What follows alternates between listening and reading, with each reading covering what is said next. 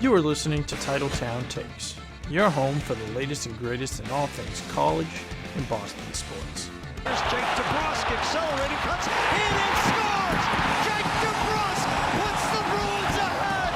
The rookie coming up gigantic in Game 7! Listen to hosts Ian Beauchesne, Connor Powell, and Cameron Urbowicz for plenty of fun, vibes, and most importantly, hot takes. On today's show, we welcome Aaron Titcomb to the podcast to talk about playing hockey in Boston growing up, his time at Merrimack, and some crazy stories about life in the ECHL.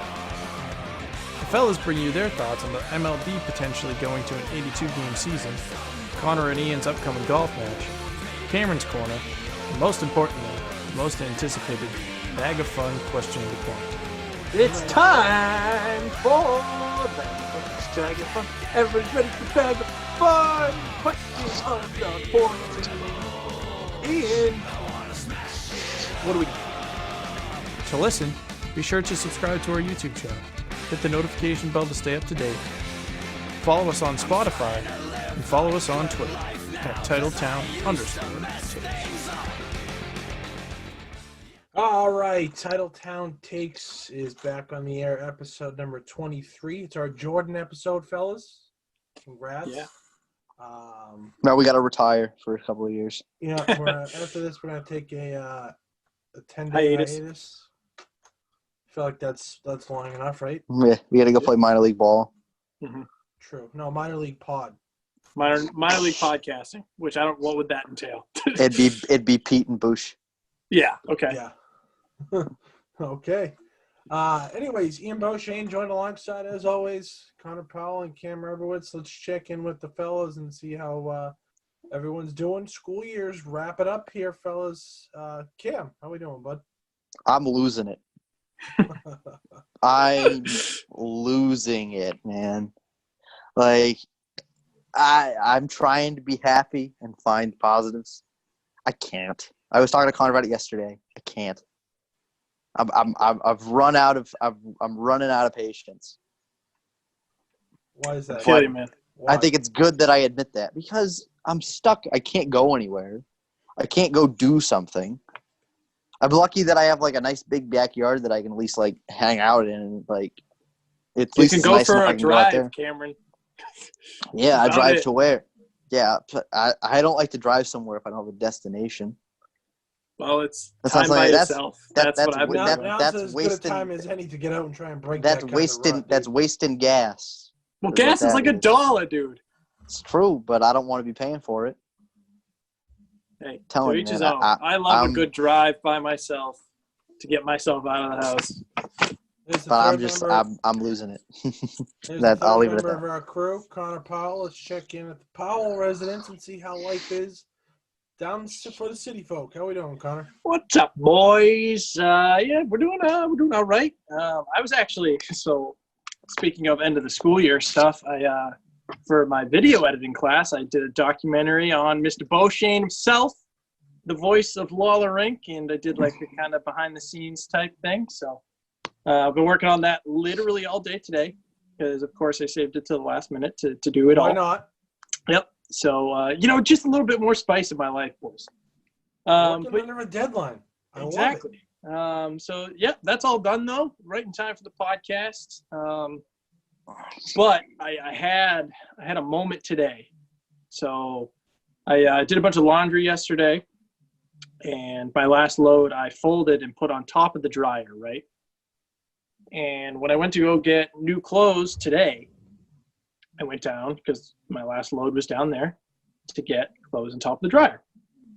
And I picked up the sweatshirt that I was going to wear.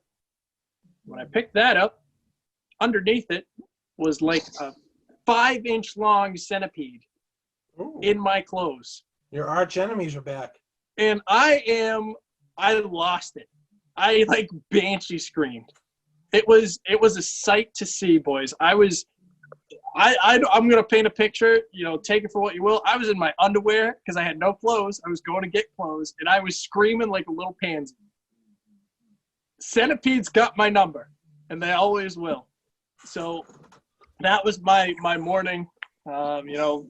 reflecting a little bit on the year since it was senior night during the documentary, so kind of got a little sentimental today when I was editing the documentary. But yeah, that's my life. That's my story. That's where I am. And, Do you have the tissues hanging around just in case you get a little? No tissues. No. I kind of sucked it up and held the tears back as much as I could. Well, I'm glad to hear that, Connor. Thanks, pal. Glad to hear that. How are you, Ian? What's going on with you? We're surviving. Taking it one day at a time, man. I got one miniature assignment due, and I'm done. Nice. So we are. It's like so my brain is thinking this, right? It's like, oh yeah, school's done, but also school's done. You know what I mean? It's kind of weird. I don't know if I'm the only one who feels like that, boys, but no. Trust me, I feel that too. Yeah. So what do we got to talk about today, boys? I mean, not a whole lot's been going on. We could drop our guest here, I guess. Yeah. Right? That would be a good time to talk about who we got coming on, Connor. Yeah, so another Boston native himself, former Merrimack College Warrior. He's been bouncing around the AHL and the ECHL the past couple seasons. Aaron Titcomb is coming on the podcast. Great interview. Great. Got some of fun. Great stories.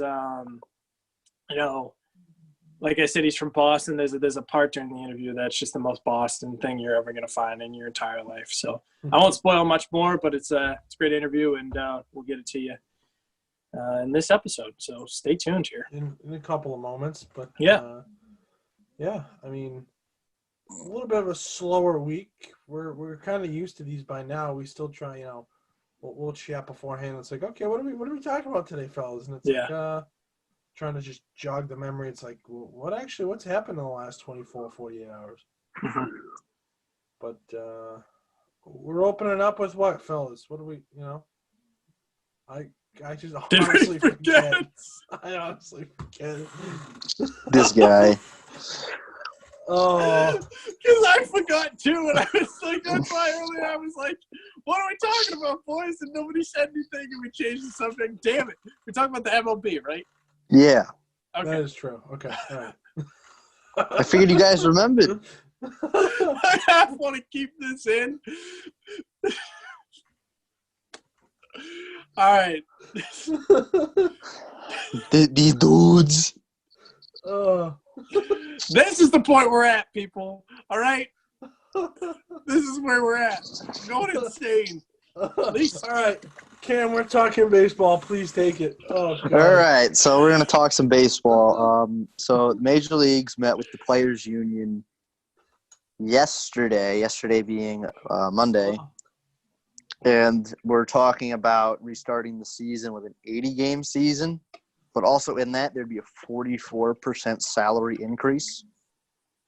I guess maybe not with every player, but like just in general to make up for stuff.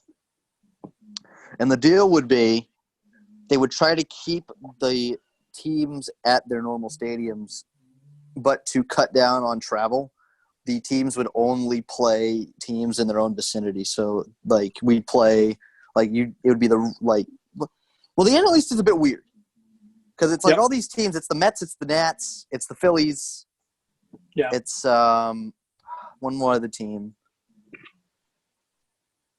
Pittsburgh? And then there's no, Pittsburgh's in the Central. And then there's the Marlins in Florida, which is a bit strange. Well, it's the same thing with the AL East, too. I mean, you got Tampa down there. Yeah. So, basically, the AL East would play the NL East, the NL Central would play the AL Central, and the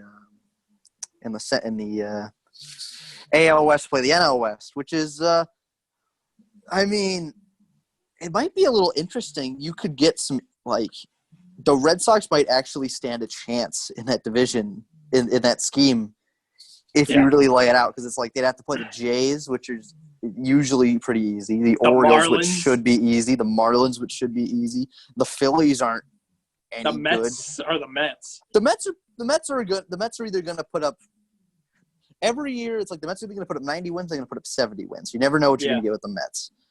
But it's you also have to play the Nationals, the Yankees, the Braves. Oh, yeah, the Braves are in that division. How could I forget about the Braves? Come on, Cameron. The Braves are very forgettable. They never win anything. But they're good. They were so good that they gave up 10 runs in the first inning to the Cardinals in the NLDS in Game 5. Yeah, but wait, what? How many runs did they give up in what? In the playoff, in Game 5 of the NLDS. Oh, the playoffs. Oh, interesting. They made the playoffs? Well, they shouldn't have choked. They were up 2-1 in the series. The Red Sox didn't even get close to making the playoffs. That's my point. But they still gave up 10 runs in one inning. Yeah, regardless. At home. Regardless. To a team that wasn't any good. In the conversation you were having that Cardinals team was not any good. Which is the Red Sox may stand a chance. They got to play a good team in the Braves. They got to go by the defending World Series champion Nationals. Who are worse than last year. Come on. And the Rays are good. The Nationals lost some talent, man. Come on. They're not as good as they were last year. They're still good. They won the World Series last year. I don't care who you are. You lose a little bit of talent, sure. You're still the World Series champion. You're still going to be half decent the next year. All right, fellas. So what are your thoughts on the proposed schedule at hand for the MLB? I love it. I think it's going to be interesting. I think baseball season is too long anyway. So I think it's great. I think to play all these NL teams is going to be super cool, spicing things up. You know, I think it's going to be great. And I think it's going to be cool to play some of these teams that we don't normally play. Do you think the Players Union is going to agree to it, though? That's the question. That's half the battle. I don't see why would they not? They don't want to. Yeah, I guess that's true. But I don't know. I mean, I don't make the decisions, clearly, and I probably never will. It's fun. Maz tweeted something today. He's like, the Players Union needs to realize that they need to do this immediately because baseball is like the most non-watch sport. They'll get so many viewers. Yeah, they will lose so many. Well, they're going to lose so many people if it's not on. Right. It's like NASCAR. Like NASCAR's coming back, and like NASCAR tweeted like, "Oh, we're back on the 17th," and like so many people on the Twitter post were like, "I've never even watched before, but I'm going to watch because there's something else."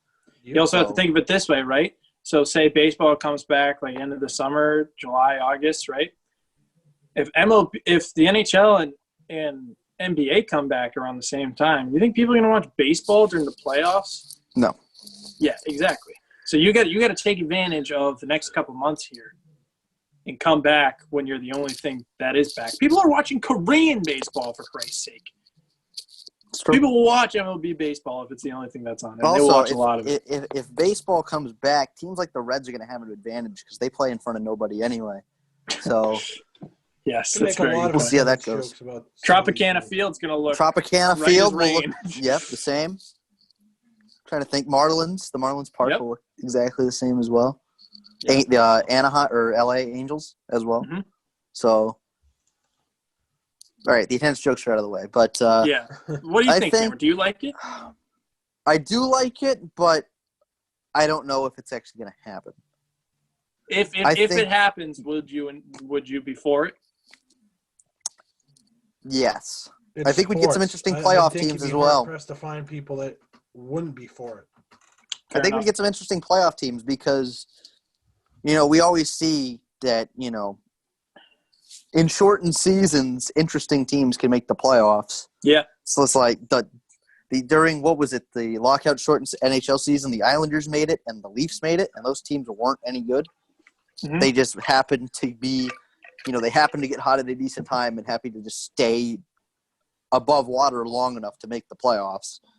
So it's like you could see maybe like the Mariners make it or the Angels or let's see. Which I would like to see the Mariners make the playoffs, fellas. It's been a long time for Seattle. Seattle hasn't had anything in a while. I don't know if you guys have seen the SB Nation documentary on the Mariners. I would recommend it. I have not. It's about 3 hours long combined. The last episode's coming out in a week, but it's worth the watch. It's that good. Okay. I also have a point, fellas. Okay, and that point would be what? There's nothing going on, and to always bring it back to hockey like we do, what is the expansion franchise of the NHL doing? Right now is the perfect opportunity for PR and to be like, oh, here's our team name. Here's our logo. Here's our colors. That stuff's all on hold, though, now. Why, though? Because they may not be able to come in when they want. Good point, Cameron. Because they're supposed to come in after next year. Well, after next year may not happen on time. Yeah, that's true. So they may be off by 2 years now. Yeah. I didn't even think Unless of the that. NHL wants to make a, they want to say, hey, you're part of the league now, expansion draft now, go sign whoever. Or go get a bunch of European free agents and just get started. Right. So something interesting to keep an eye out for, though, right? Because I mean, was it not supposed to be next season? It wasn't, right? It was never supposed to be next season. It was after next season. 21-22. Okay. Yeah, so after next year. So it's going to be really interesting to see if that does get delayed. It might be 22-23 now, yeah. Yeah, just because, they probably were like, all right, Seattle, here's our expected cap this year. This is what you're going to be working with. I don't even know if their arena is done yet. That's a good point, too. I mean, they're probably months behind on construction and stuff now. They're not going to play in the Key Arena because that thing's old. But no, I'm pretty sure they're building a new rink. Yeah. Or renovating, yeah. So, who knows? Keep an eye out. Something interesting. One more thing to watch out for. Hold on. I want to look up this thing about Seattle's rink. No, they are going to play. They are going to play at the Key Arena. Are they going to play at that? Yeah, they basically gutted the whole. They gutted the whole thing, I think. Though. They better make that thing look good. It doesn't look good. Yeah, maybe I they'll make it seeing like the Songa pictures. Center. They basically just took everything out but kept the base. I thought they were building a whole new stadium. Currently under redevelopment. Because that was the whole thing forever. It's like, if Seattle has to get an NHL team, they have to build a new building. So that was the whole deal. It was like, also Seattle used to say, we'll get an NHL team, we'll get an NBA team. Well, the NBA team hasn't come yet, but they're getting the NHL team. Yeah. So we'll see. I don't think the NBA is coming back to Seattle anytime. Yet another we'll see. Another we'll see. Everything in life. We'll see. We'll see. Yeah. We'll see. But I mean, not that we can help it. It's like the on-hold music with Spanish Fleet, or the on-hold screen with Spanish Fleet in the background. You're just waiting, and exactly. Who knows how long we're gonna have to wait. That was tough for you, buddy. You got it out there. Also, Connor, I just realized Alex Morgan had her kid, and the Olympics have been pushed back a year. She'll be completely ready. Oh, yeah. In 2021 when they play. She was talking about playing in the Olympics this summer, so I think she'll be completely fine come then. 2021, yeah. She'll be ready. Mm-hmm. Which is good for the USA, baby. But it's funny, Connor, because it's like, she'll be a super sub. Like, no, she'll start now. Now she'll start, yeah. She would have been a super sub if they played in 2020. But now she'll be completely fine. Unless she gets knocked up again. Which, in quarantine, who knows? Who knows, yeah. Many endless possibilities. Wow. That's where the camera's coming from. Jeez. It's the end of the school year Jello brain. Yeah, exactly. There are many endless possibilities. Exactly. All right, Bundesliga in a week, boys. And then the Premier League might start back up on January 1st as well. Sports coming back. Hopefully. Please, God. We'll take anything. All right, fellas. What do you say we throw it over to our interview? Hell yeah, man. Sounds like a plan, Stan. All right. Send it over to our interview with Aaron Titcomb, formerly the Merrimack College Warriors. Spending some time in the ECHL. Lots of good things coming your way. We'll be back here on Titletown Takes right after this.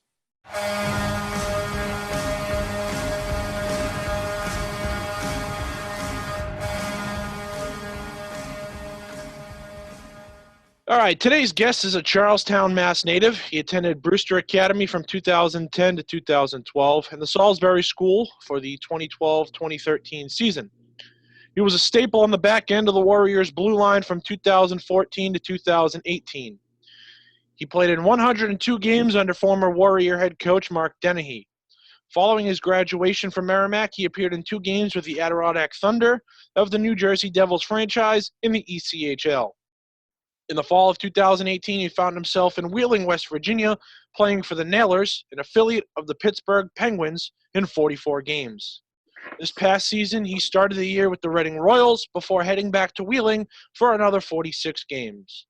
It is our pleasure to welcome to the Titletown Takes podcast from the Wheeling Nailers, number 3, Aaron Titcomb. Thanks for having me, guys. appreciate you joining us, man. Absolutely. Aaron, I'll tell you, man, it's good to have another fellow Bostonian on the podcast. These guys are always chirping me about my accent and stuff. So Oh, good no. to get another guy on here. You'll get plenty of accent from me in the next 45 minutes. I promise you Love that. it, man. Love it. I have never once chirped you about your accent, so I don't know where this is. That's more me than anyone else, I'll tell you. Just trust me. And you know Ryan Sweeney, right? I know Sweens. Shout out to Sweens. He has a pretty heavy accent too. So. Oh yeah. Shout out to Sweens. But yeah, Aaron, let's just talk about hockey. I guess that's one of the main reasons why we got you on here. You're wearing your old Warrior hockey shirt. Dressed up for the occasion. Yeah. Just bumming it right now. Yeah. There's no reason to get dressed up for this. We don't. No. No, we're not going anywhere. So. Let's Yeah. just. No, it's Go ahead. Yeah, it's just I got so much free stuff just playing at Merrimack, so it's like I never had to pay Humble for shirt, brag. so it's like it's like this is what I own, so it's like it is what it is. I don't mind it, it's pretty good gear, so yeah, why not? I figure I represent for the Merrimack boys too, so Nice. Yeah, so let's just get kind of talk about what it was like growing up in Boston. Obviously, as a younger kid, the Bruins, they struggled in the early 2000s, and then, closing in on the 2010 season, we could kind of see that things were heading in a positive direction, and then obviously they win the Cup in 2011. What was it like growing up in Boston and being able to play hockey in the city? Oh, it's awesome. It's realistically, it's like a religion here. It's kind of it's what you do. It's almost like what's expected of you. It's all your buddies do it. That's kind of a way. And realistically, it was a way for me to stay out of trouble. Because there was a lot of influences where I grew up. It's a blue collar neighborhood. It's a lot of drugs, alcohol, violence. Just gang activity. So it was either you stay busy playing hockey or you get tied up with the wrong crowd. So it was kind of like an outlet for me. And then how can you not come to love it? Like once you start playing the game, it's tough not to love. So luckily, I found out I had a little gift with it. I had a little natural ability, and I had a good work ethic. And growing up in Boston is you kind of have to have that because the competition is very stiff. Like it's it's a hotbed for hockey. It's a hotbed for a lot of sports. Even baseball is up and coming here. So going through your buddies, it was just very competitive. Like everybody loved to compete. It was they were your friends, but if you were playing against them, if you were playing roller hockey and on different teams, it would kind of get nasty. You'd want to win. So that kind of got instilled in my everyday life. And obviously I can throw a rock and hit the garden. So where the Bruins play. So, it was really cool growing up watching them. Like I go to games and I love to sit up in like the nosebleeds. Like that's what I like to say. I don't have to. You have to. Because it's that's where the real fans sit, and it's the real experience there. So yeah, it was awesome, man. Like I was very lucky. I was fortunate. Like I grew up in the projects, until I was like 12 years old. Then moved, up the hill to the nicer part of Charlestown. So yeah, I was lucky. Like I just found ways to get busy. It was easy to do because the people I surrounded myself with were always playing a sport. So I kind of just had to jump in or get left out. So yeah, it was definitely awesome. You cross paths with guys who are from like I played with 15 and Nova Scotia, like all these crazy places, and it's like you talk about their childhood and their bringing up, and everybody's so different. Like it's so different what they had to go through growing up. So I hear their stories, and I think I was just lucky to it was just kind of thrown at me because everybody in my family did it. Like I was kind of born in a hockey rink, so it'd be something I could see myself doing for a long time. Who was your team growing up? Obviously, for like college hockey, being a Boston guy, there's plenty to choose from. Obviously, you got BC, BU, Harvard, Northeastern. Yeah. Who was your team growing up? Well, that's the thing. In my household, it was you.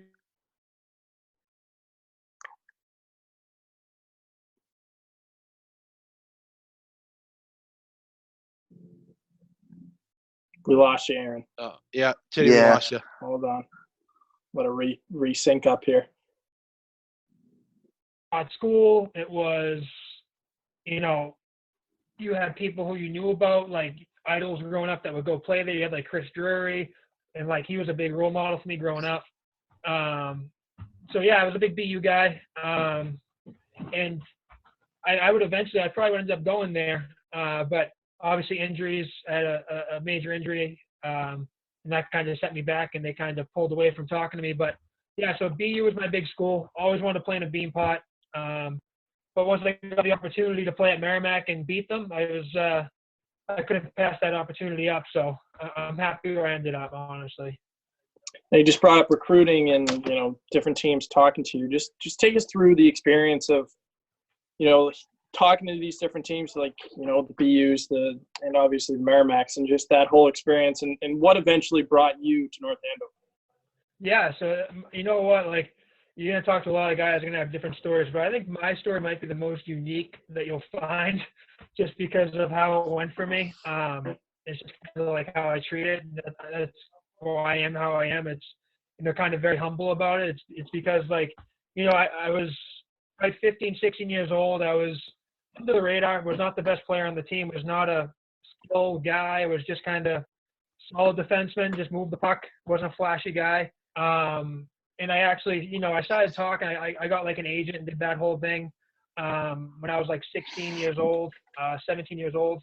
And, you know, that started bringing in the schools, and I started getting recruited. And, you know, I went on visits to UMass Lowell, Northeastern, like a couple like Atlantic hockey schools. And then I actually ended up breaking my neck. So I broke my C3 and C4 in my vertebrae, got hit from behind. It was in a Christmas tournament. I was at Austin Prep at the time, but I was playing junior hockey and not playing high school hockey because it was just a better route for me. Got hit from behind, broke my C3, C4, and actually EU, Jack Pocket and Coach Bavis, they were both at the game when that happened. And so that was kind of like, you know, they've been watching me for a little bit. I was talking to them. It was kind of progressing and whatnot. So I broke my neck, was basically, you know, paralyzed. I got back to the bench, and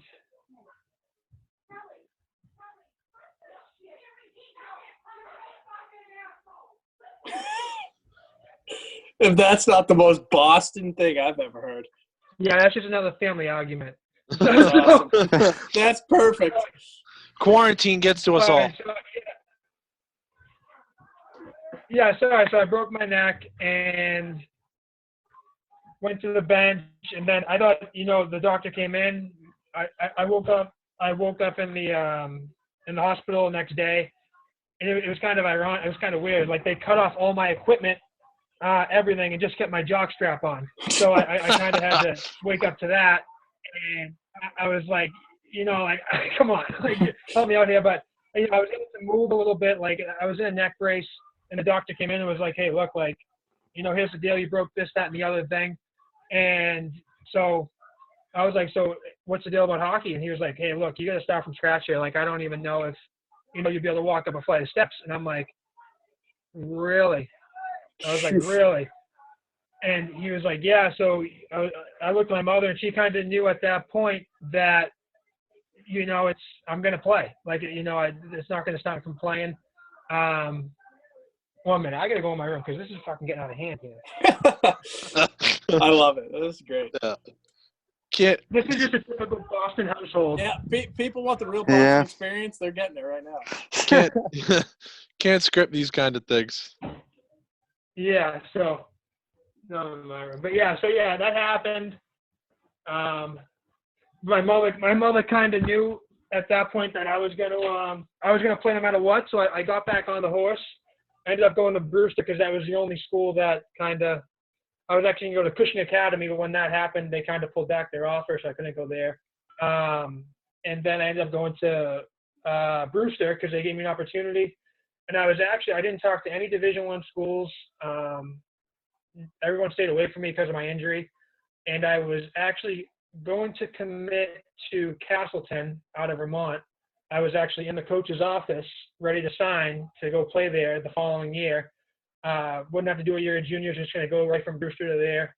And I got a call from my friend who was at Salisbury and he says to me, hey, look, we just had a defenseman recruit drop out. We're going to have a great team. If you want to do a post-grad year, it's up to you. Like, I was literally, I shit you not, in the office, about to sign the paper to commit. That's going to be it. You have my rights. I'm coming here next year. And I got the phone call, walked out of the coach's office, and then, I mean, it was a no-brainer for me. I was like, yep. I'm like, if I got one more chance at, you know, making my dreams come true, I'm going to do it. So told the coach, sorry, can't do this. Played a year at Salisbury, and about halfway through the year, you know, Coach Dennehy came out and he watched me once, and then he actually came out all the way to Salisbury and watched me play. I had a pretty good game, played well.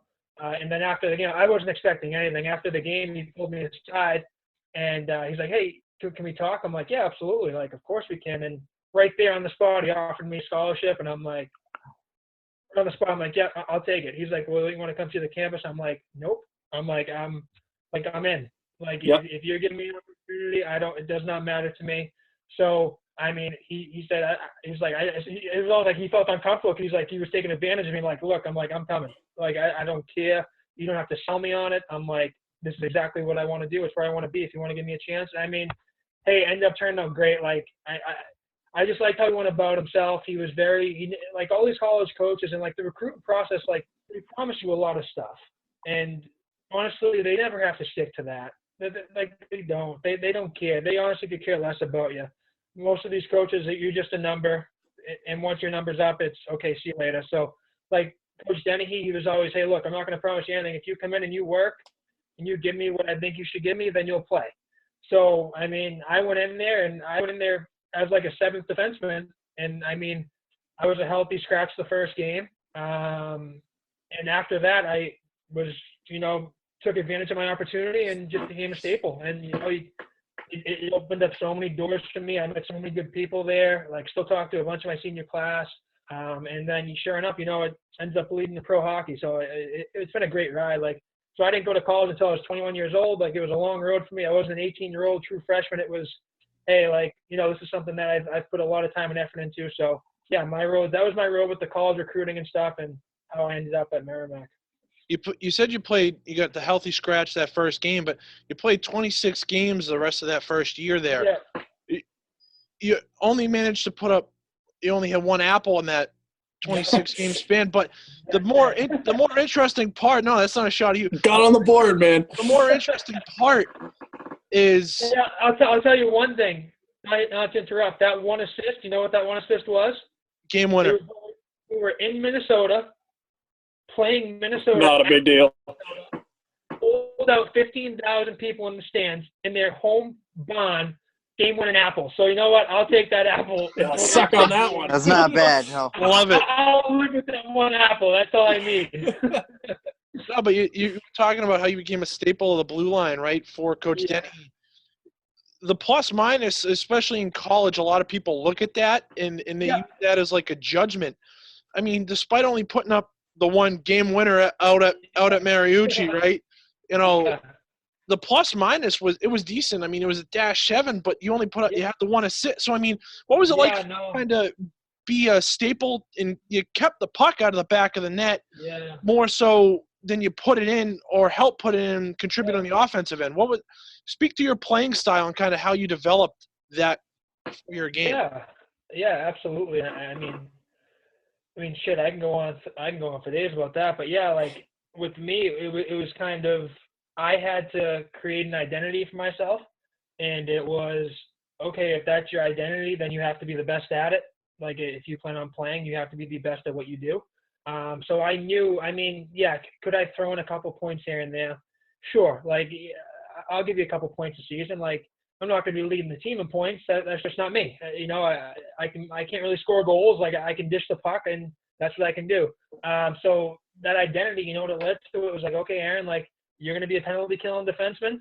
You're going to block shots. You're going to have bruises all over your body, and you have to live with it. You can't complain. And like, at the end of the day, if you lose 5-0 and you walk out with the even rating, then you did your job.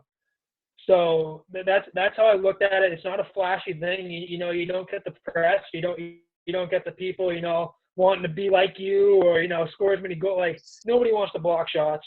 Nobody wants to dive in front of a puck going 90 miles per hour. Like, I'll do it. So I had to kind of mold myself to that, and yeah, there's guys that would, but you know what? Like, the more I went along was these teams. So like almost every single college team, every single pro team, actually every single pro team, and majority of college teams, they have their top 4 defensemen. They have their top 4 guys that they're going to be power play, penalty kill. They're going to log about 25 minutes a night, and that's that. That's going to be their skill guys. That 5-6 spot, not a lot of people want to play that role. So, I mean, if I can play that role and, teams want that type of guy, where I'm like, okay, look, at the pro level, I'm good at being a 5-6 defenseman. I'm going to be the best 5-6 defenseman in the league. So I kind of, guys have too big of an ego to play that role, and I think they should be a top 4 guy. But look, like, I know I may not be a top 4 guy. I might get put with the best skilled defenseman just to kind of hold his own in the defensive zone. But Coach Dennehy, he kind of drove that into me, like, real quick. And he kind of let that be known, like, hey, look, you want to play this game, this is what you got to do. And so I kind of took it, and I took it with pride because, like, guys would get up on the bench when you block a shot. Guys would get up when you make a nice little just crisp breakout pass. Nothing flashy, just a nice tape-to-tape pass. Like, I led the country in block shots my junior and senior year. Like, I took a lot of pride in it. And who really loved me was the goalies.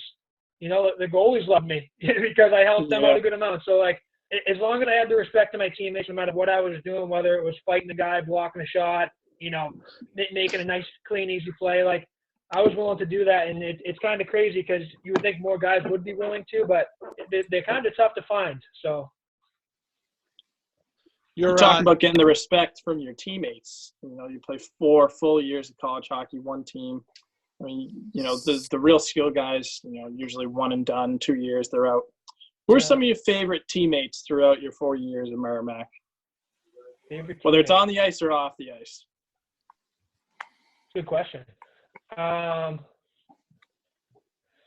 probably go by year. My freshman year, it was my favorite guy on the team, just personally, just because he helped me out, was Justin Mansfield. He was assistant captain at the time, a senior, also a Massachusetts guy.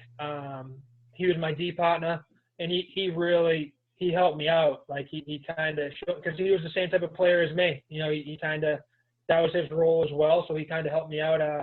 Dan Kalamatis, he was the captain. He was a great captain, probably one of the best captains I ever had my freshman year.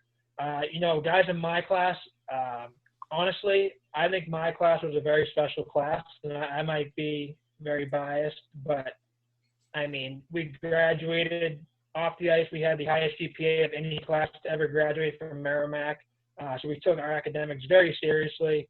There was no bullshit when it came to that. We got our stuff done. We came in with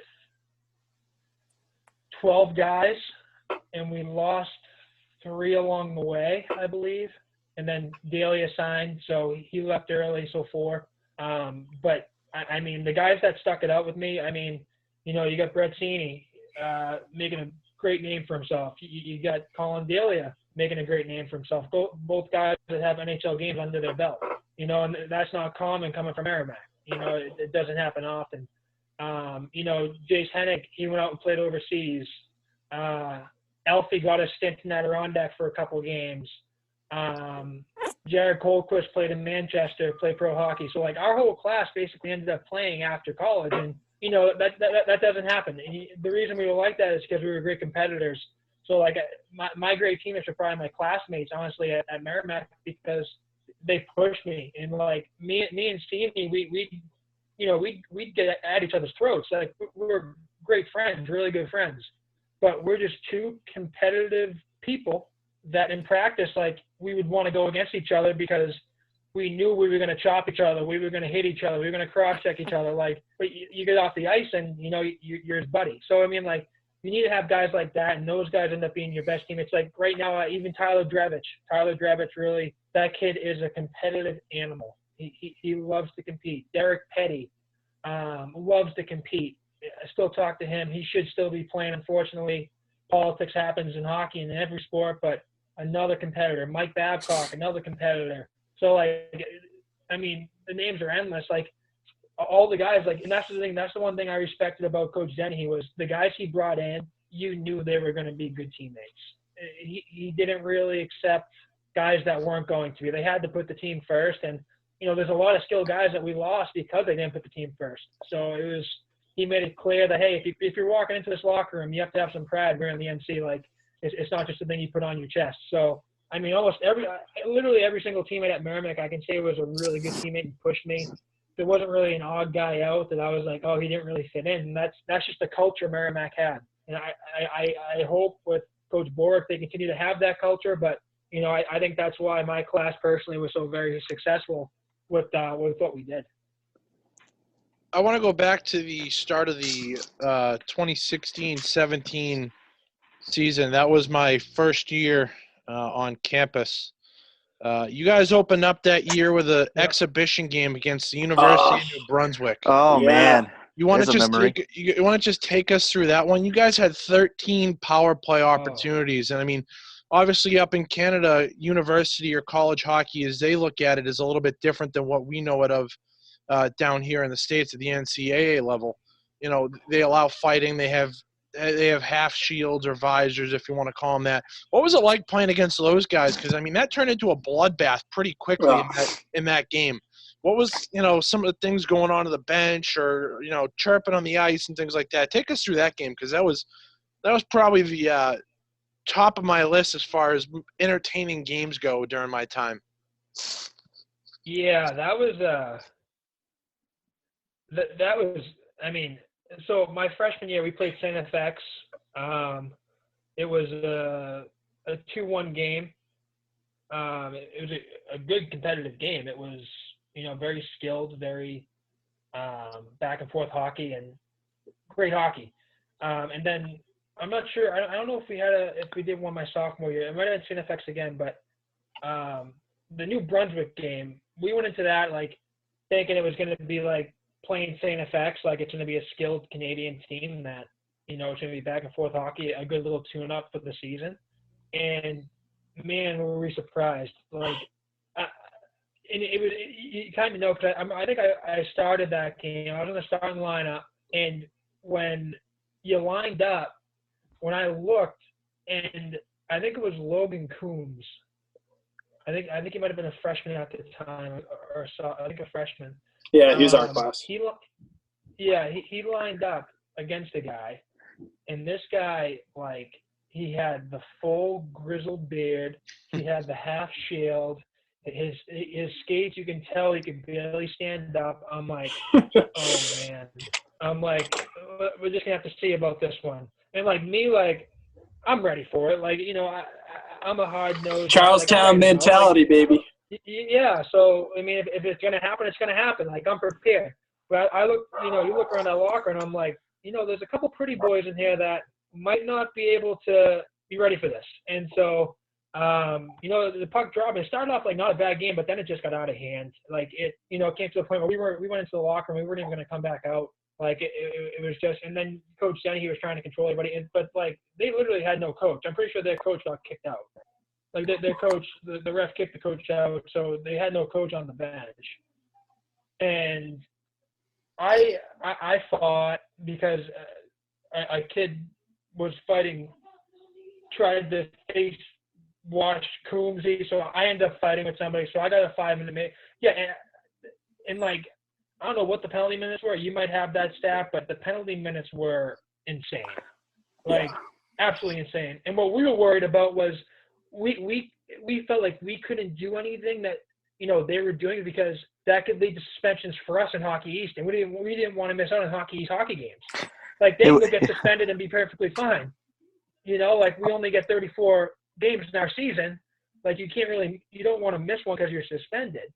So like once we kind of wrapped our heads around that, it was kind of like, okay, look, don't even care about winning or losing this game. Just move the puck, keep your head up, and if someone's coming at you, just get your stick up right in their mouth, and that's just how it had to be. So like we kind of tailored our game to be like, look, we know we're gonna get it. If we're gonna keep playing this game, we're gonna get it. So don't just dump the puck in. Don't even go get the puck half the time. And if someone's coming at you, just stick right to the mouth. So, and honestly, that was kind of like that game, I look back at that was kind of like an introduction to pro hockey for me. I wasn't even thinking of it. Like, obviously, those guys aren't anywhere nearly as skilled as the guys that I play now, but, like, that type of mentality that those guys have, you know, in pro hockey, there's a handful of guys on each team that have the mentality where, like, you know, they're going to go out and hurt you and they're not going to care. So, I mean, like, pro hockey is it's like a controlled chaos almost.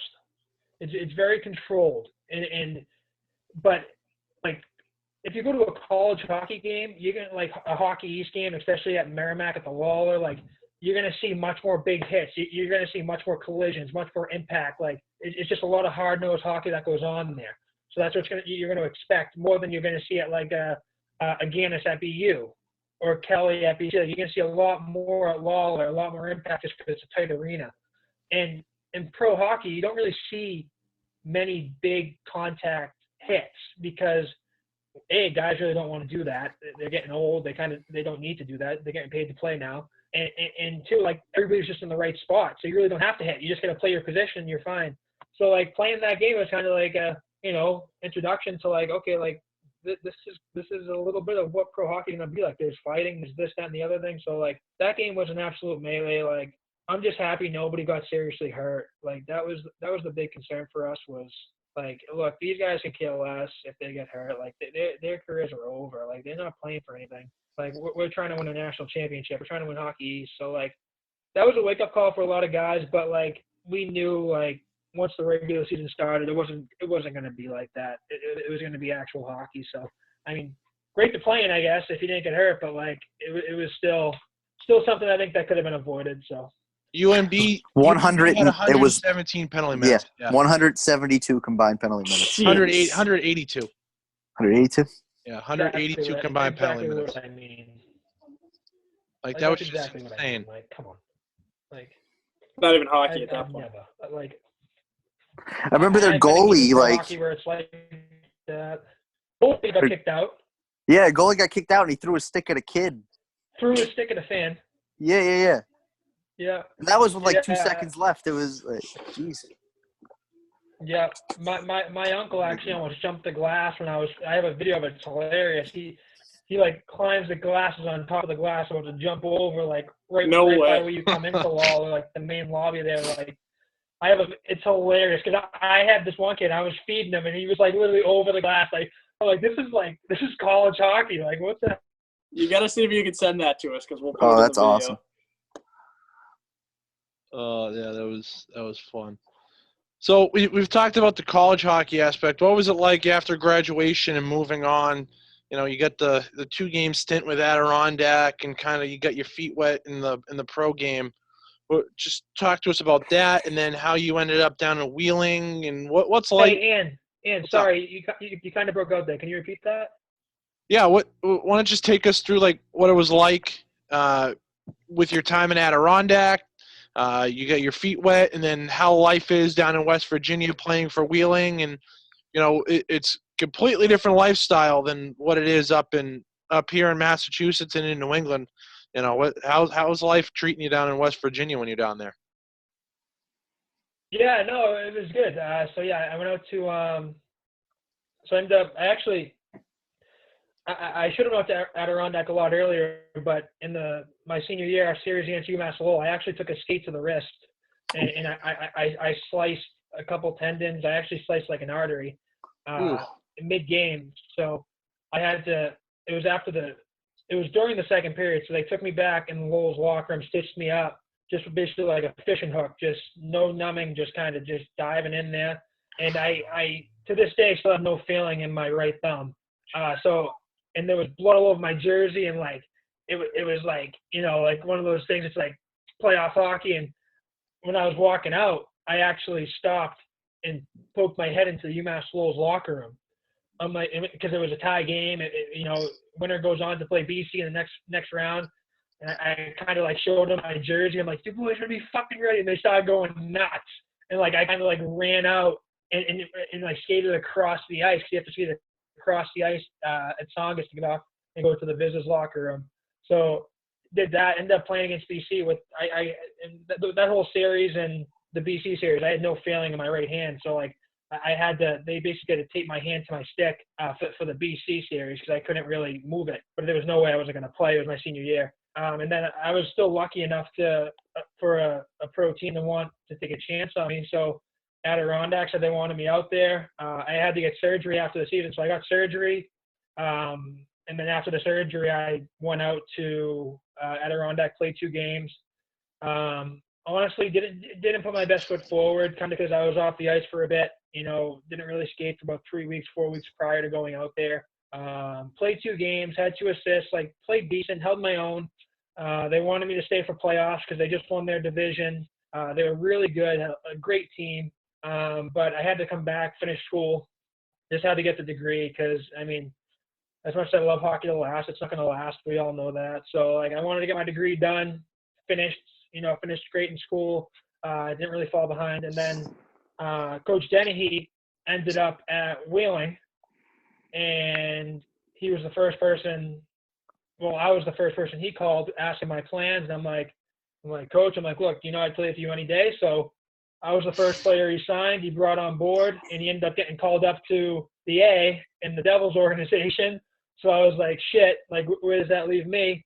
And then, ironically, Coach Davis, he was actually recruiting me when I was talking to BU back when I was 15, 16 years old. He was the assistant coach there. So he kind of had some familiarity with me. And he stayed true to the contract. I went up to Wheeling. Again, was, a staple there, just kind of made my presence known. It became a top penalty killer. I played top 4 minutes for Wheeling. Carried about 25 to 26 minutes a night of ice. I wanted. Ran into some concussion issues. I had a concussion, some injury problems, nothing major. Sprained my ankle. Just typical stuff that comes with the season. Loved it out there. Coach Davis said, hey, Aaron, look, don't be afraid of the environment when you get out here. It's kind of like a broken down neighborhood. There's really not a lot going on. I'm like, I got there and I loved it. It was kind of like being right at home. It was, I'm used to growing up in a neighborhood where it's kind of like a blue collar, hard nosed environment. So I jumped right in. I got into the community stuff. Ended up winning the favorite award. I won the community service award. I was a finalist for the man of the year for the entire league. For community outreach. And then I ended up getting invited the following year. I didn't know my plan. Davis called me. I ended up going out to Wilkes-Barre. I went to an American League hockey camp. I played 2 American League hockey games. So that's an awesome experience I got to have. They sent me to Wheeling. I ended up wearing the A there. I got the assistant captain there. It was awesome. It was great. Was putting up a lot more points. This year was definitely my best year in points. I think I only had 10 or 11, but still for me, that's a good year point-wise. Was finding my stride. Everything was going good. And then the day before trade deadline, I was on the bus. We just lost to Toledo. We were in Toledo playing Toledo. Lost to Toledo. We skated there the next day. And I ended up finding out that I got traded, and I was completely blown away. I had no idea. It was just a complete shock. I didn't ask for a trade. I didn't want to be traded. But it's the business. Just what you had to do. So I found out I got traded. And so how it works, it's very cutthroat. It's you find out you get traded. I was on the road. So you get your hockey bag, you have your suitcase that you traveled with, you have your hockey sticks, and they basically just leave you on the side of the road.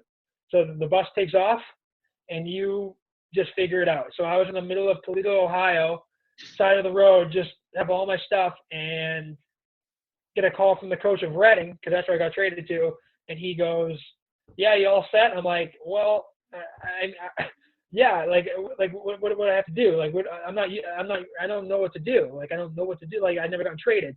And he's like, all right, well, here's the deal. So they get your flight and everything. They book your flight. But I was responsible for getting myself to the airport. So that was an hour Uber ride. Oh. So I took an hour Uber to the airport, and I had this lady who, it seemed to be her last priority to get me to the airport. So, she was asking to stop for gas, and I'm like, look, I have a flight in really an hour and a half. You just got to get me there. So I got to the airport, flew out of Ohio, got into Philly that night, and then I had to take another Uber to Reading, which was a 2-hour Uber ride. So I was responsible for the Ubers. They end up reimbursing you, but in the moment, like, your world just got flipped upside down, So it's like, it was a tough experience. Like, getting to Reading, like, they were winning the division. We were in second place. We could have clinched the division if we won our next 2 games coming up, if it wasn't for this virus. It was a different feel. Like, it was a good spot for me. So, I mean, the coach loved me. I might end up back there, but the living it is what it is. Like, a lot of guys are going, like, and they say, like, you have to have, like, go play in Florida, go play in, like, North Carolina, like, all these nice places to enjoy yourself. Where it's like, if that's what you need to enjoy yourself, then you're obviously not playing for the right reasons. Like, with me, it was like, as long as I'm playing on a team or I'm getting my ice time, I don't care what's around me. Like, I'm playing hockey. I don't want to stay here. I want to move up. Like, I don't care about my environment. So, I mean, like, it doesn't really matter. Like, Whaling, I've never heard of the place. Like, you Google it, it may not even come up on a map. So you know what I mean? It's like, but living there, I get to say, to my kids or to my little brother, hey, like, yeah, I lived in Whaling, West Virginia. Yeah, like, nobody I know lives in Whaling, West Virginia. So, like, I got to do that, play some hockey, make some money, make some friendships, impact the environment, the community there. Like, I had a very big outreach with the community. And then this past year, I came in second place for the Man of the Year award. I lost by 1 vote. So, like, I'm just trying to do a lot with it, like, because I have this platform and I'm trying to reach out as much as I can. And, I do, like, a drunk driving thing, like the bad things that come with drinking and driving to high school kids. Like, I talk to kids who have, like, a bad upbringing with their families and grew up in tough environments, in tough neighborhoods. Like, so, like, I'm not just considering myself a hockey player and, yep, I'm just the stereotypical guy that's just to play hockey. Like, I'm trying very much to take advantage of it. So no matter where I am, I think I'm going to make an impact, and that's just kind of how I've been kind of brought up, and that's how I pride myself. So, I mean, the environments are great. I mean, the living is great. It's all paid for. So, like, you don't have to worry about that. Like, obviously, you're not getting paid millions of dollars to play, but, hey, like, if it was about the money, I wouldn't be playing. So it's I think people have to look at it a lot differently than they do sometimes. So. You talk about community outreach and stuff like that, and it's a super weird time right now with this whole quarantine situation. And the Spit and Chocolates podcast is doing a relief fund for the ECHL. Yep. So can you just talk about that a little bit, and what's if you've been involved in that at all, or just kind of the effect that's going to have for guys like you? Yeah. So so when that happened, when the season did get canceled, we weren't sure about the pay, because realistically, we still had three paychecks for the regular season. Like, we were still guaranteed three paychecks. And with Reading, we were going to be a playoff team. So with that comes bonuses, and you continue to get paid, obviously. So when we found out about that, the first thing we was wondering was, like, okay, are we getting paid? And we found out that, hey, look, your pay stops. I think it was Monday, March 16th or something like that. Like, your pay stops. And we were like, well, the season usually goes till mid-April. Like, that's another 2-3 paychecks for us. So guys are panicking, man, because, like, guys, we still have stuff we get paid for. We're adults. Like, it's not just a free ride. Like, we're still responsible for a lot of things. And with me, like, with student loans and car, like, rent, like, it's a lot of stuff. And what you're getting paid, it's you're not living in luxury. Like, you have every penny you get, you're using for something. So a lot of guys are hit heavy. Obviously, guys have kids. Like, guys are in different situations. So honestly, like, because the American League guys, they got paid out their contracts. Like, obviously, the NHL guys are getting paid out their contracts. Like, so we thought, like, well, what the hell with us? Like, we're still playing hockey. Like, we're still playing a full season. So thank God the Spit and Chicklets thing happened. And I actually, so I got an email. There was an email that got started getting sent around by players, of the league. And I've been sending emails out. And I think the goal was to hit $750,000. I think they're up to about 300, maybe 350 right now. And that's great. And that's just people just chipping in here and there, whatever. You can put emails to hundreds of people. Like, I sent out, like, the Merrimack alum person who does that. Say, can you throw us out to, hockey alum? Because I'm sure they'd be interested, like, and just helping out a little bit, because they can relate to it. They've played in the league. They know people who've played in the league. So I actually just got a text yesterday, and it's the relief fund. So it went through. You're not guaranteed your 3 paychecks, but what you have to do is you have to type in what you need money for, and you request an amount. And it's kind of like they got to see if they can give you that. So what I did was I requested my amount, and if they give me it, they give me it. If not, then they give me something less. But we're going to get something, but we're not going to get our 3 guaranteed paychecks, which is unfortunate, but it is what it is. It's life. But with how it's going and how big it's getting, thank God to the Spittin' Chicklets, like, you know, Biz, he played in Wheeling. Like, he was one of us. Like, he understands the grind and the struggle. Like, so, like, it kind of hits home for him. So, like, for him to do that and for that whole podcast to kind of take advantage of that, that's huge, because, like, that goes a long way for us. That's the only income we had. We didn't have part-time jobs. We didn't really – we were playing hockey. So, I mean, yeah, it's gone through.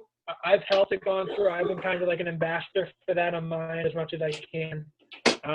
So guys on the East Coast contracts, they should be getting something of a payout, but it's not going to be anything extravagant. It'll probably get them by like a month or so. But, like, hey, at this point with what's going on, like, anything will help, you know?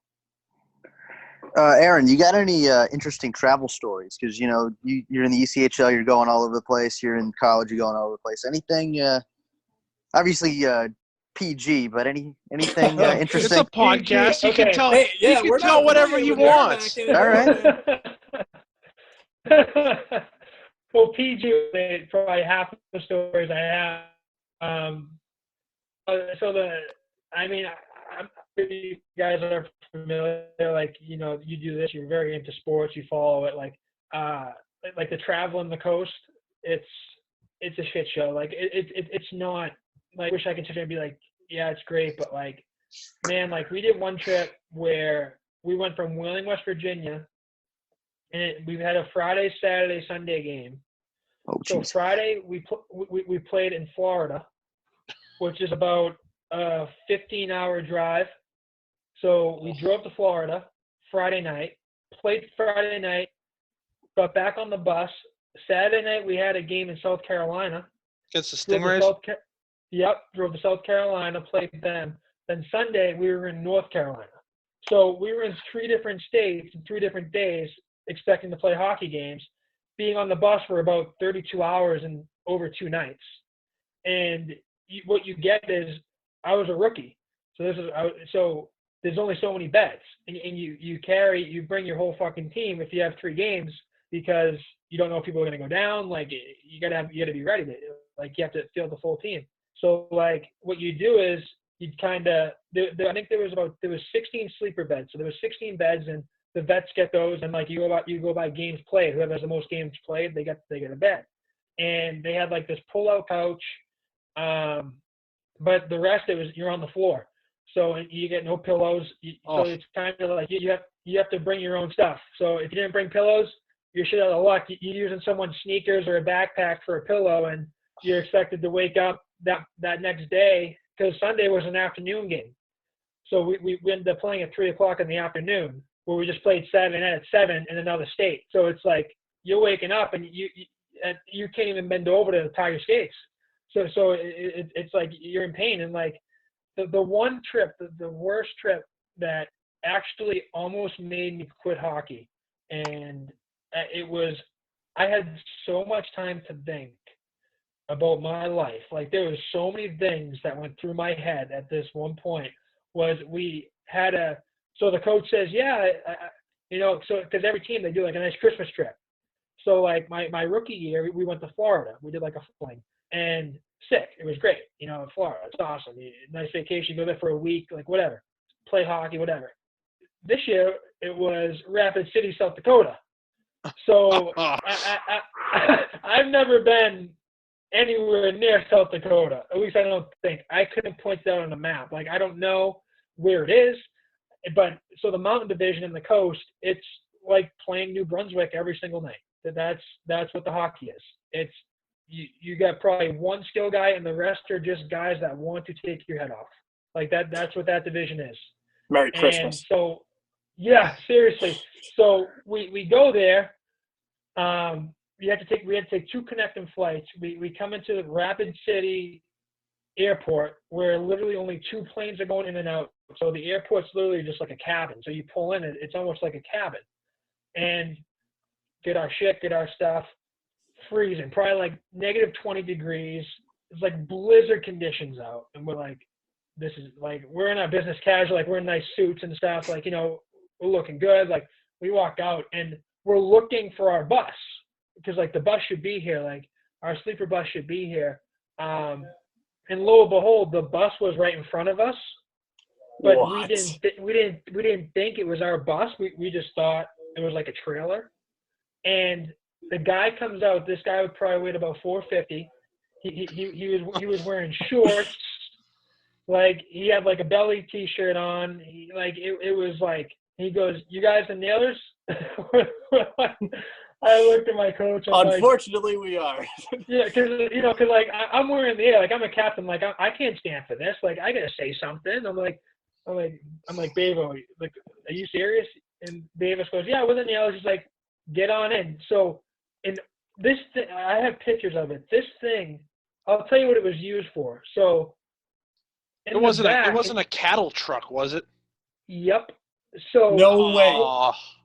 Wow. So listen. So you want to talk about being fucking cheap, right? It was literally, so the back of this trailer thing, it had like 2 windows in it, right? So the back of this thing, there was a hole, like a cubby hole thing, just enough to fit a hockey bag in. Like you had to push your hockey bag into it, and we had to load all our gear, everything through that little cubby hole, just pushing it and just hoping everything fit, right? We got all our stuff on the bus. So I walk on this bus. This thing, it smells like mold. It's like, it's all wood. There's no beds. It's just wood, right? And the TVs are all shattered. Like there's no AC, no heat, no nothing. And it was a trailer used to transport cattle from fair to fair. That was literally what we were driving in. Wow. I shit you not. And we were in that thing for the entire week. Oh, The Jesus. entire week. In Rapid City, that's their bus for the entire season. Oh my God. No way. That's and terrible. Their shortest trip is 7 hours.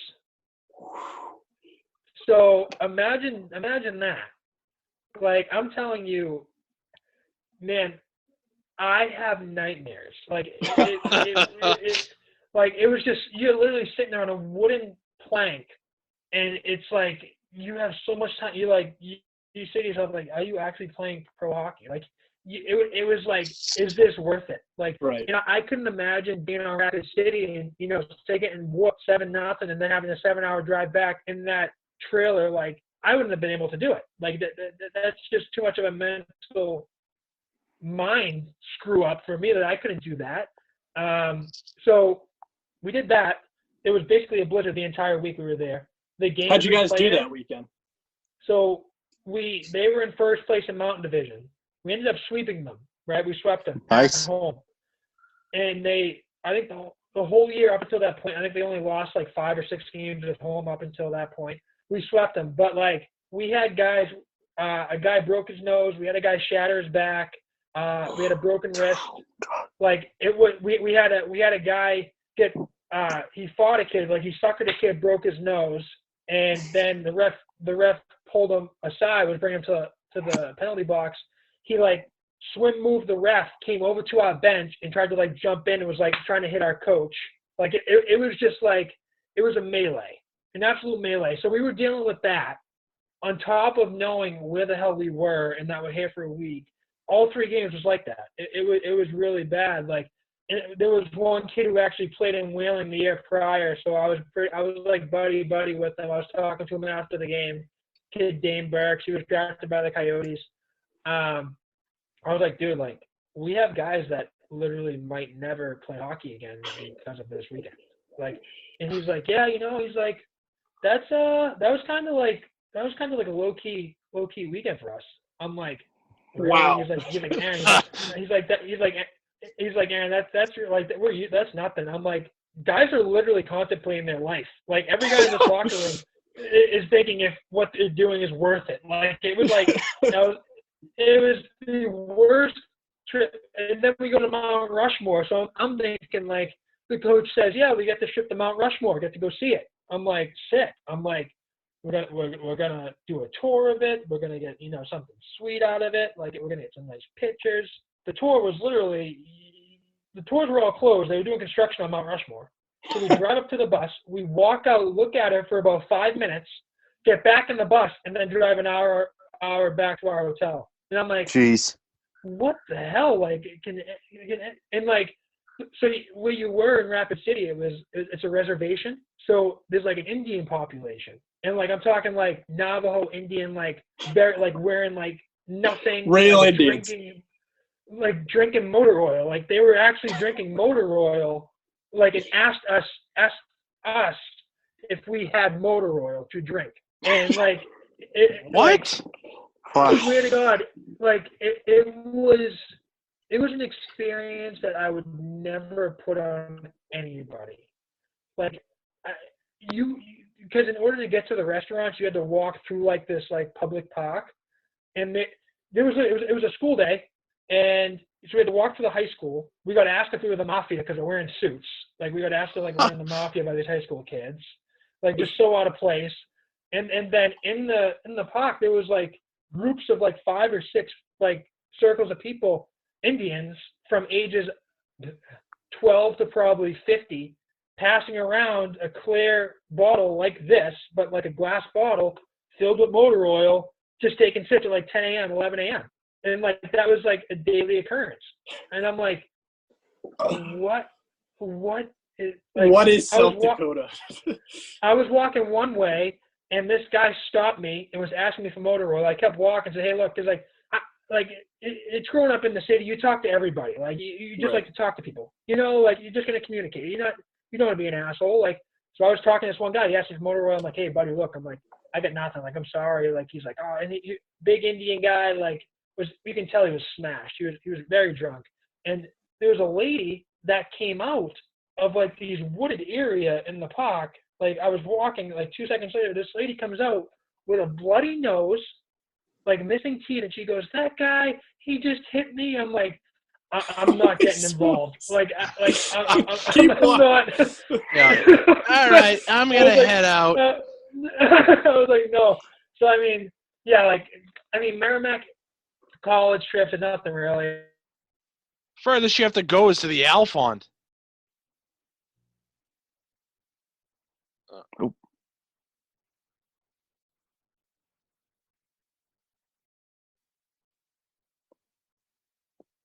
Did we lose his audio? Yeah, There it is.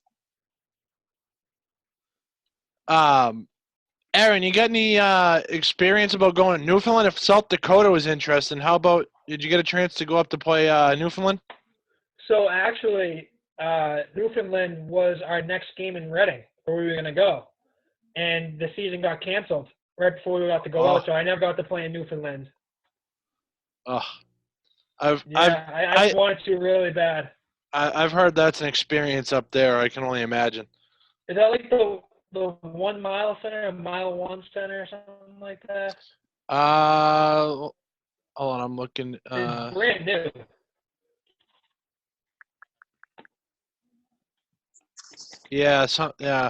Yeah, mile one center. Yeah, right. Yeah, down. like I've looked into it. Like if you look at farm league rinks to play at, like rinks we have to go to, I think they were like number 2 or 3 on the list for like best arenas. So I mean, like that would have been pretty cool to play in. Yeah.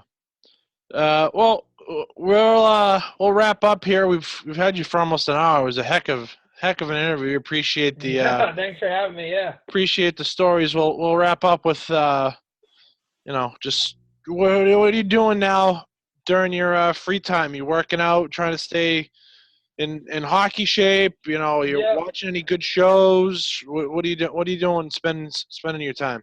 Yeah, I mean, just like everybody, just trying to keep busy as much as you can. So my mother, she works at Mass General. She's a respiratory.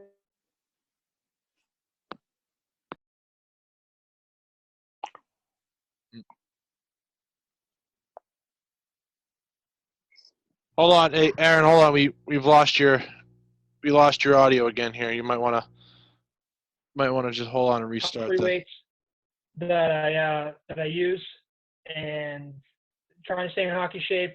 The shows I've been watching, I don't know if you ever watched The Masked Singer. I'm not sure if you ever seen that show. But I've heard of it. Never. Yeah.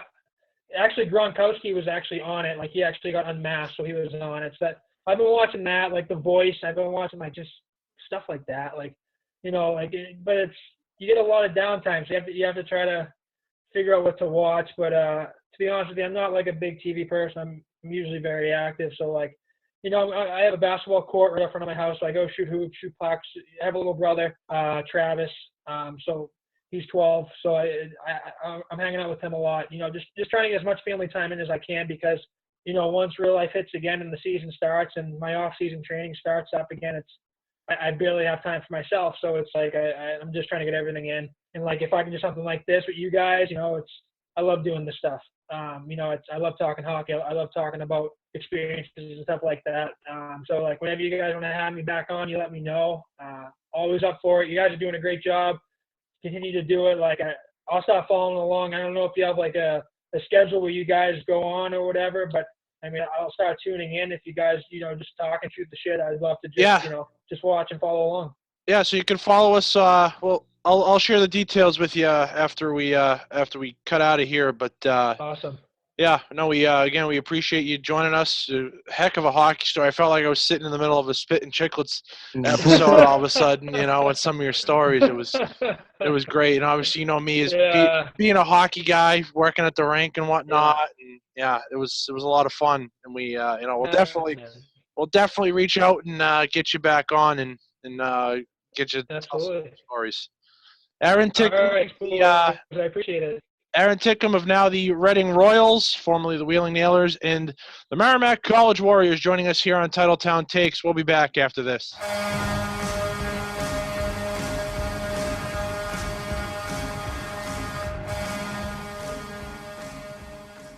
All right, huge thanks to Aaron Titcomb again. Fellas, that was a pretty good interview there. One of my good favorites. stuff coming out. Oh, yeah, no kidding. That friggin' travel story. I didn't think he's ECHL player, traveled a lot. You got to go to a lot of weird places. That was definitely one that was really interesting. I can't believe one team uses that as their bus normally. When he was talking about the Indians just slugging back gasoline, I was like, what? Or motor oil. Yeah, Motor oil, yeah. Crazy. But then what about, like, the day he got traded too? He was on a bus going to a different game, and all of a sudden, all right, here you go. Here's all your stuff. All right, the kids asking him if they were in the mafia. Yeah. Incredible.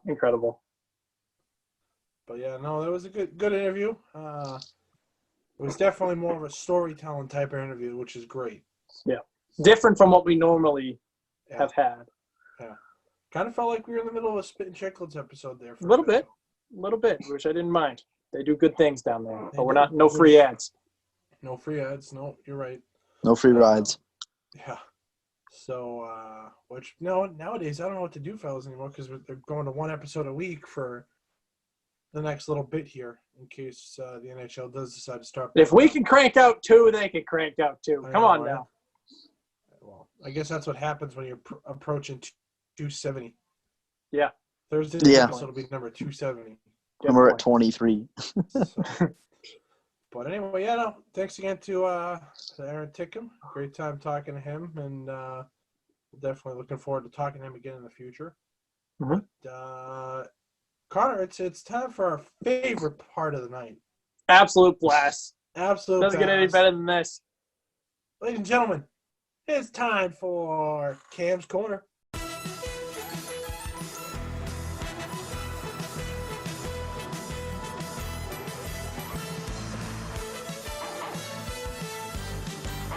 Coach's Corner with Cameron Urbowicz. brought to you by Moore's Clothing for Men. Well made, well priced, well dressed. Hey, welcome back. Episode 3, Cam's Corner. Episode 3. That sounds about right. Yeah. Officially. Not unofficially. Officially. So on this episode of Cam's Corner, I'm going to talk a little bit about Money in the Bank 2020 that happened on Sunday the 10th. first I'll talk about the time of the show. Only 2 hours and 20 minutes, 2 hours 30 minutes, which was really nice. Connor, you sat through some of these wrestling shows. We watched the Royal Rumble this year. That was 5 hours long. So It's too long. no, definitely it was nice to have that half. It was nice to be done watching wrestling at 9:30 and then have the rest of the night to do whatever. But the show was pretty good. I didn't watch the pre-show match between Jeff Hardy and Cesaro, but Jeff Hardy won. Big surprise. That's kind of what he does. He's the big draw. New Day retained the tag belts in a fatal 4-way tag match. I'm trying to remember. I don't want to say it, but the show was kind of forgettable. I wasn't paying attention for a decent amount because, I didn't really care about most of the matches. Like Bobby Lashley versus R-Truth, I didn't really care about. That was kind of just thrown together. The Fiend, or it wasn't even the Fiend, Connor. It was Bray Wyatt. It was not the Fiend. It was Bray Wyatt. Versus Braun Strowman was enjoyable. I like when the Fiend and Bray Wyatt are two different people, because it's like the Fiend is like out for blood and gonna murder you and kill you, and Bray Wyatt's the happy-go-lucky, smiley. He still messes with your head, but he's like not a killer. And they had some really nice callback spots in that match, but Braun won, which makes a lot of sense that, Bray can't win the title, but the Fiend can. So we'll see what they do with that.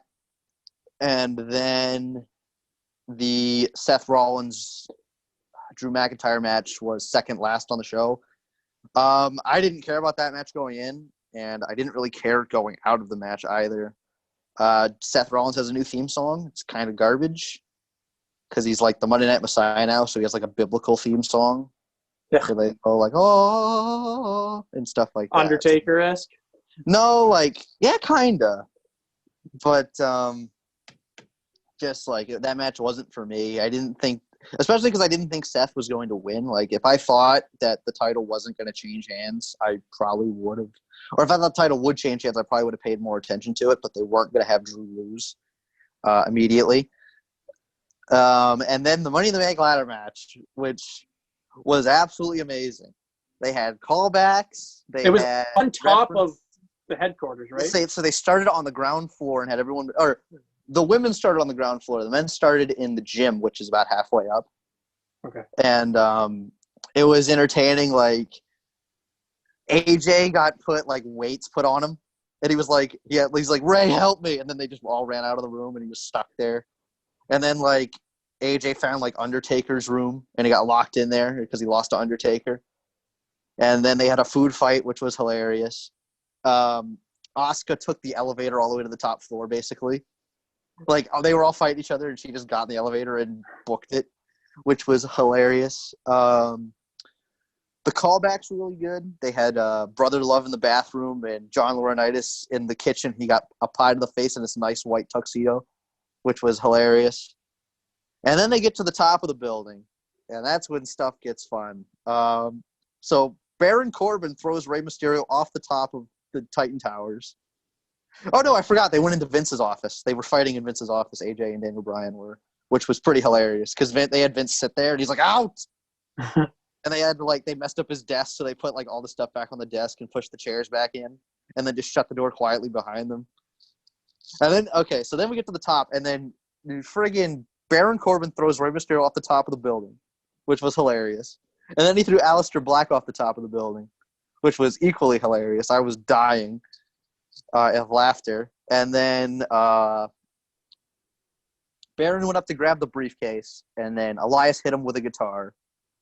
And then AJ was up there with somebody, and they both pulled down the briefcase and it slipped out of their hands. And Otis won the Money in the Bank ladder match. And Asuka won the women's Money in the Bank, which she then won the title the next night because Becky's pregnant. So can't really defend the title if you're pregnant. But does she still have the briefcase? No, she it was a cash in sort of. Oh, that's lame. That sucks. Yeah. I guess a free title isn't that bad though. Yeah, true. But the show was fine. It was a fine show. I didn't feel like I wasted my time watching it, and the Money in the Bank ladder match was amazing. 10 out of 10. They need to do more cinematic matches the longer this quarantine goes because wrestling with no crowd is so garbage. It's like also that's also why I couldn't like buy in most of the show. It's like there's no crowd to like get you excited or hype you up. But I don't understand. I'll leave it at this. I don't know if they'll be able to ever do another Money in the Bank ladder match that isn't like the one they did on this one, because you can't go back, because that one was so cool. And it's like Titan Towers. It's a huge building. I don't know if you guys have seen it, but I've driven by it and saw it, and like you could do like a different couple of gags every year and still have it be funny. So that's your Money in the Bank recap. A fine show with a great main event, but otherwise kind of forgettable. And this has been Cameron's Corner. You muted him. Sorry.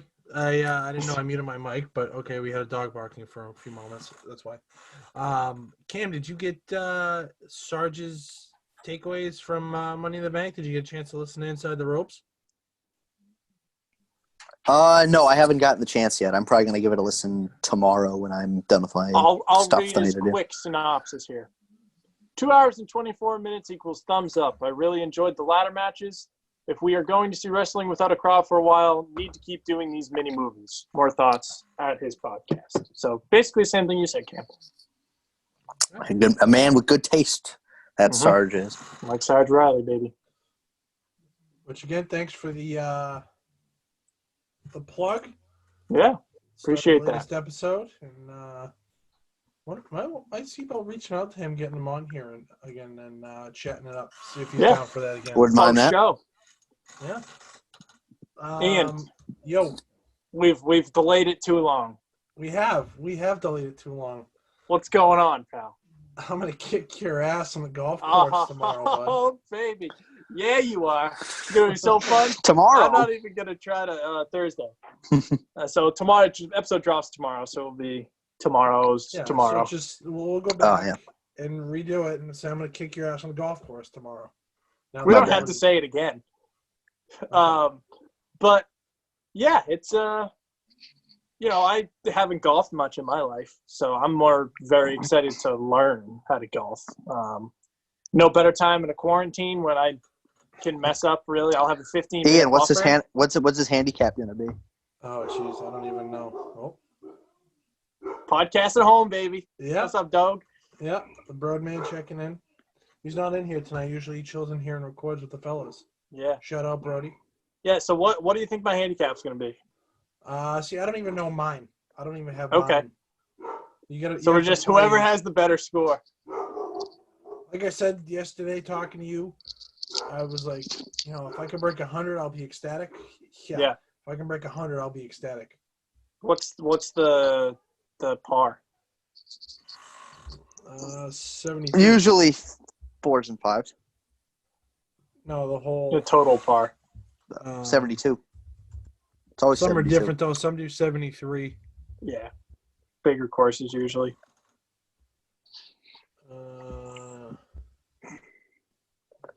It's a par 70. Oh, see, there you go, Wickers. Suck on that. Oh. So let's really try to get around 100. Yeah. All right. So let's do a quick prediction. Cameron, you know both of us. What do you think? What am I going to shoot and what's Ian going to shoot? And then we'll next week or on Sunday. Well, here's the thing. I've never seen either of you play golf. But like just honest reaction. I have almost never played golf in my entire life. Well, Connor, based on how you play golf on the video game, you're not going to do very good. But I'll do better than Ian. if we're using the video game as reference. Connor, you're going to get a 110. Okay, I'll take that. And Ian's going to get a 105. If I am with because I have to take into consideration that you guys are rusty as well. Oh, this is the first time I've swung a club since I was telling Ian we're going to destroy this golf course on Thursday. It's not. It's fixing a divot. Yeah, exactly. But like I was saying earlier, it's good because there's 15-minute intervals before each person tees off, Ian. So, when I inevitably miss the ball 6 times and then shank one into the woods, and it takes me kind of 5 minutes to get off the tee, we'll be okay. I won't be nervous because this guy's sitting behind us. I'll just, be listening to my little teacher, Mr. Beauchesne over there. I ain't so little, but, You're hauling your own clubs, boys? No golf carts. I got my own clubs. Yeah, they have push carts there. I don't know if you can use them for free or you might have to pay a little bit more. A little workout. Who cares? I'll carry my If I clubs. can get a push cart, I'm getting a push cart. Yeah, carrying clubs hurts after a while. Fair enough. Trust me, you'll get through like the first 4. Oh, yeah, this is nothing. Hole 5, you're going up a hill. It's like, Yeah, that's fair. shoot me. Good point. Yeah, all right, there's our golf game predictions. We'll talk about our experience. It's supposed to be nice hell. It's supposed to be like almost 70 degrees, sunny. Yep. So it's going to be good to get out of the house. We'll talk about our experiences on episode number We'll 24. give you the breakdown. Yeah. Breakdown. So should be exciting. We'll maybe put a little bet on it or something, a little money or spice things up. Yeah. But yeah. So I don't think we got much else, boys. We ready to slide on over to our bag of fun? Yeah. All right. It's ready. time for the bag of fun. Bag of fun. Everybody's ready for the bag of fun. Question of the quarantine. Ian, what do we got? So, thinking beforehand, we're going golfing on Thursday. So I figured, why not discuss some golf courses? So obviously, everybody knows Augusta. Everybody knows St. Andrews. Everyone knows, Whistling Straits. Okay. Yep. What's one golf course you wish you could? What's one golf course on your list that you need to, or you would have a dream around that? Cam, we'll go to you first.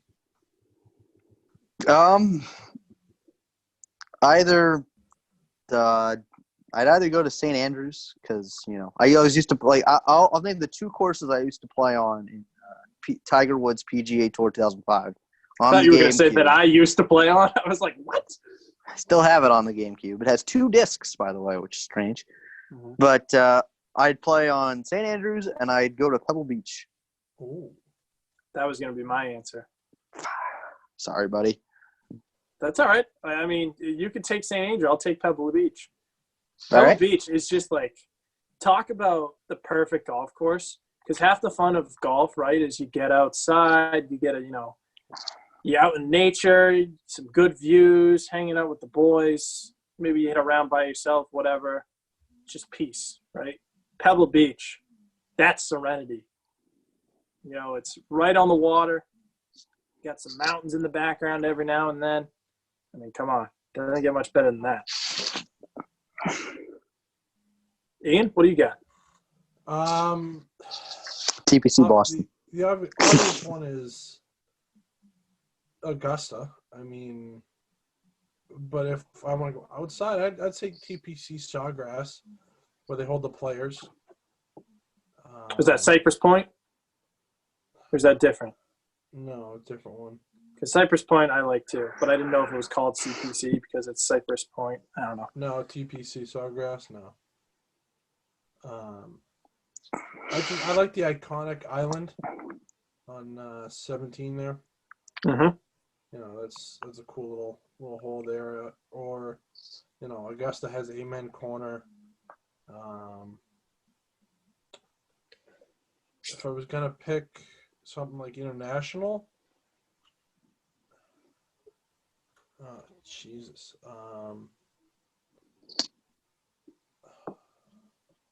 Too many to pick from. Yeah, I know. Jeez. I don't know. I mean, St. Andrews is another good one, like Canberra. It's a complete different style of play, obviously, with it being links. Yep. I don't know. We'll go St. Andrews as well for St. Andrews? Yeah. I have a question for you, Ian. Yes. What, just so I have an idea on Thursday, what do you hit the best? Driver off the tee box. Driver off the deck, yeah. I mean, I'm not terrible with my driver. It's just a question of keeping it straight consistently. I mean, I can drive at the range anyways. I can drive anywhere from 250 to 275. That's a smoke job. Yeah. Jeez. So that you'd say driver? Yeah, and then putting. You're a good putter. Yeah, I'm a good putter. All right.